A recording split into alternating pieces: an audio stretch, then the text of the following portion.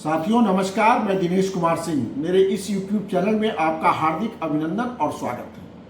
आज हम एक नए विषय पर आपसे चर्चा करेंगे, आपको जानकारी देंगे और विषय है नॉमिनी नॉमिनेशन।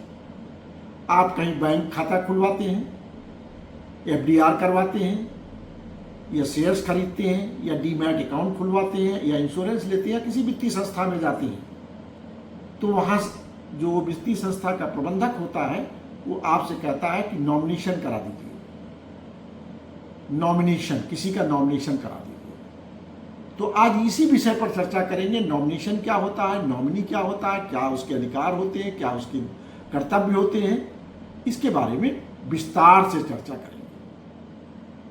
सभी साथियों को बहुत बहुत धन्यवाद जिन्होंने मेरे इस YouTube चैनल को सब्सक्राइब कर लिया, फॉलो करते हैं। जिन्होंने नहीं किया है उन सब से विनती रहेगी कि मेरे इस YouTube चैनल को सब्सक्राइब कर लें, फॉलो कर लें। जीवन में काम आने वाली जानकारियाँ या तो आपके काम आएंगी, या आपके घर वालों के काम आएंगी, या पड़ोसी के काम आएंगी, या रिश्तेदारों के काम आएंगी, या आपके जानने वालों के काम मिलती रहेंगी। नोटिफिकेशन मिलेंगे आगे आने वाले वीडियो के और आपका ज्ञानवर्धन होगा। साथियों, आज का विषय है नॉमिनी नॉमिनेशन, उनके अधिकार और उनके कर्तव्य क्या है। जब आप बैंक जाते हैं खाता खुलवाने, FDR करवाते हैं, शेयर्स खरीदते हैं, डीमैट अकाउंट खुलवाते हैं, इंश्योरेंस में जाते हैं, तो सब जगह वित्तीय संस्थाएं आपसे कहती हैं कि नॉमिनेशन का फॉर्म भर दीजिए। इसी तरह जब आप सर्विस में होते हैं तो उसमें भी नॉमिनेशन का फॉर्म भरवाया जाता है, जिससे कि आपके रिटायरमेंट के ड्यूज किसको दिए जाए। तो ये जो नॉमिनेशन की प्रोसेस है ये सब जगह आपको बताई जाती है, सब जगह आपको बताई जाती है। आप किसी व्यक्ति को नॉमिनी इसलिए नियुक्त करते हैं कि आपकी मृत्यु के बाद जो आपके पैसे हैं, जो राशि जमा है, उसको मिलने में आपके उत्तराधिकारियों को कोई कठिनाई और कानूनी बाधाएं और अड़चनें ना आए, इसलिए आप नॉमिनेशन करते हैं। और यही आपको बताया भी जाता है। बहुत सारे लोग ये समझते हैं कि हमने जिसको नॉमिनेशन कर दिया वो हमारा प्रिय और वो सब चीज़ उसको मिल जाएगी और उसका उस पर हक होगा, और जिसके नॉमिनेशन कराया जाता है वो भी बड़ा खुश होता है। लेकिन ऐसा होता नहीं है। आज इसी पे चर्चा करनी है कि नॉमिनेशन का मतलब क्या है, क्या नॉमिनी वास्तव में उस धनराशि का स्वामी और मालिक होता है, उत्तराधिकारी और नॉमिनी में क्या अंतर है, क्या उत्तराधिकारी नॉमिनी को मिले रुपयों में अपना हक जता सकता है कि नहीं, कोई नॉमिनेशन कितने लोगों को कर सकता है, कब कर सकता है, क्या नॉमिनेशन किसी का किया है तो बदल भी सकता है, ये चर्चा का बिंदु रहेगा। जो नॉमिनेशन की परिभाषा है उसके अनुसार जो नॉमिनी होगा वो केवल उस धनराशि का केयर टेकर होगा, मैनेजर होगा, ट्रस्टी होगा, रिप्रेजेंटेटिव होगा, कस्टोडियन होगा, लेकिन उस धनराशि का, उस पैसे का वो स्वामी और मालिक नहीं हो सकता। उसको केवल इतना अधिकार होगा कि वह जमा धनराशि को उस वित्तीय संस्था से प्राप्त करे, केवल प्राप्त करने का हक रहेगा। उस धनराशि कहाँ जाएगी? उस प्राप्त की गई धनराशि को जो भी उसके उत्तराधिकारी हैं, उस मृतक व्यक्ति के जो भी उत्तराधिकारी हैं, लीगल एयर्स हैं, जो हिंदू सक्सेशन एक्ट में क्लास 1 के एयर्स हैं, अगर वो नहीं तो क्लास 2 के एयर्स, जो उसके लीगल एयर्स हैं, उनमें उनके हिस्सों के अनुरूप उस धनराशि को वह सबको वितरित करेगा, अपने पास नहीं रखेगा। अगर वह भी लीगल एयर है तो उसका जो हिस्सा बनता है वो उतना पैसा अपने पास रख सकता है।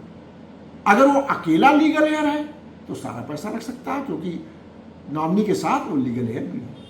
मतलब क्या हुआ कि जो धनराशि वो प्राप्त करेगा वित्तीय संस्थाओं से, वह जो उसके कानूनी उत्तराधिकारी हैं उनको प्राप्त कराएगा। इतना उसकी खाली कार्यों में आता है। साथियों, इससे फायदा क्या हुआ नॉमिनी से? वो तो बड़ा खुश हो गया था कि मैं तो नॉमिनी हूं और पैसा पूरा मुझे मिल जाएगा, लेकिन नियम तो कुछ और कहता। नियम तो कहता उसे पैसा तो जरूर प्राप्त करेगा, लेकिन वो उसका नहीं होगा, वो जो उत्तराधिकारी होंगे उनके जो हिस्से बनते हैं उनको देना पड़ेगा। कोई भी उत्तराधिकारी अगर किसी को लगे, शक हो जाए कि ये जो नॉमिनी है ये पैसा हमको नहीं देगा, तो उस वित्तीय संस्थाओं में जाकर के वो आपत्ति कर सकता है और उसको पेमेंट रुकवा भी सकता है। यह भी व्यवस्था है। साथियों, फिर नॉमिनी की आवश्यकता क्यों पड़ी? जब उसे कुछ हक ही नहीं मिला, केवल पैसा प्राप्त करेगा और जो उत्तराधिकारी होंगे उनको देगा, तो क्यों आवश्यकता पड़ती है नॉमिनेशन कराने की? इसका फायदा एक ही होता है कि नॉमिनेशन जब किसी के नाम व्यक्ति करा देता है तो उसकी मृत्यु के बाद उस नॉमिनी को बिना किसी कानूनी बाधा के, अड़चन के पैसे प्राप्त हो जाते हैं। उसे किसी प्रकार का सक्सेशन सर्टिफिकेट, उत्तराधिकार प्रमाण पत्र उससे नहीं मांगा जाता है। अगर वो नॉमिनेशन नहीं कराता तो कोई भी उसका उत्तराधिकारी अगर जाता पैसे लेने तो सबसे पहले बैंक में वित्तीय संस्था कहती है आप उत्तराधिकार प्रमाण पत्र, कानूनी उत्तराधिकार प्रमाण पत्र लेके आइए, तब आपको पैसा मिलेगा। तो इससे बच जाते हैं, आपको सीधा पैसा मिल जाता है। इसीलिए जब भी आप नॉमिनेशन किसी कराएं तो अपने परिवार के किसी ऐसे व्यक्ति का नॉमिनेशन कराएं जिस पर आपको भी विश्वास हो और पूरे परिवार को, जो उत्तराधिकारी उनको भी विश्वास हो कि ये बेईमानी नहीं करेगा, धोखेबाजी नहीं करेगा, क्योंकि इसमें धोखेबाजी के चांस हैं। तो साथियों, इसलिए नॉमिनेशन कराना जरूरी होता है। अगर आपने नॉमिनेशन करा भी दिया है तो वह नॉमिनी केवल धनराशि प्राप्त करके उत्तराधिकारियों में बांट देगा।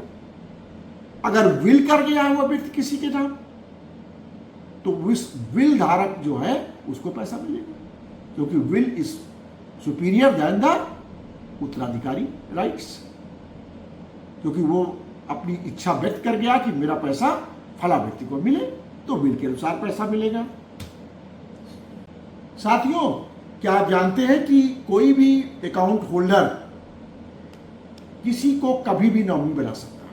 जरूरी नहीं जब खाता खोल रहा है तभी वो नॉमिनी बनाए, वो जब चाहे तब नॉमिनी बना सकता है और जब चाहे तब नॉमिनी को बदल भी सकता है, और ना चाहे तो ना बनाए, ये उसकी इच्छा पर है। साथ ही साथ अगर एक से अधिक नॉमिनी भी बना सकता है। अगर मान लीजिए 2 नॉमिनी बनाए तो उनके हिस्से भी खोल सकता है। अगर हिस्से नहीं खोले तो बराबर पैसे प्राप्त करने के हकदार होंगे। अगर ज्वाइंट अकाउंट होल्डर है, 2 लोगों का अकाउंट है, तो वह भी नॉमिनी किसी को सहमति से बना सकते हैं। एक की अगर डेथ हो गई तो दूसरा अकाउंट होल्डर अकाउंट ऑपरेट करेगा, अगर उसकी भी डेथ हो गई तो नॉमिनी को पैसा प्राप्त करने का अधिकार प्राप्त होगा। दूसरा अकाउंट होल्डर जो बचा है वह भी नॉमिनी को कभी बदल सकता है। यह भी व्यवस्था नॉमिनेशन में की गई है कि नॉमिनी एक से ज्यादा हो सकते हैं, माइनर भी नॉमिनी हो सकता है। उसके संरक्षक का पूरा डिटेल भी बैंक मांगेगी, वो सब वित्तीय संस्था मांगेगी, वह आपको उपलब्ध कराना पड़ेगा। इंश्योरेंस में जो नॉमिनी होता है वो उस पर ये जनरल रूल्स नॉमिनी के लागू नहीं होते। इंश्योरेंस में अगर किसी ने किसी को नॉमिनी बनाया है तो वह धनराशि प्राप्त ही नहीं खाली करेगा, वो जो धनराशि प्राप्त करेगा उसका स्वामी भी होगा। 2015 में इंश्योरेंस एक्ट की धारा 39 में परिवर्तन हो गया और उसमें यह व्यवस्था कर दी गई। इसी तरह ईपीएफ में भी जो नॉमिनी होता है वही उसका मालिक और स्वामी हो जाता है। तो ये कुछ अपवाद भी है।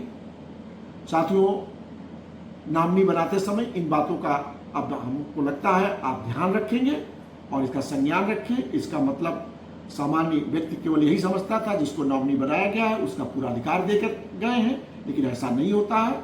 उसको केवल ट्रस्टी के रूप में, कस्टोडियन के रूप में, केयरटेकर रूप में, मैनेजर के रूप में अधिकार ही प्राप्त होते हैं। बहुत बहुत धन्यवाद।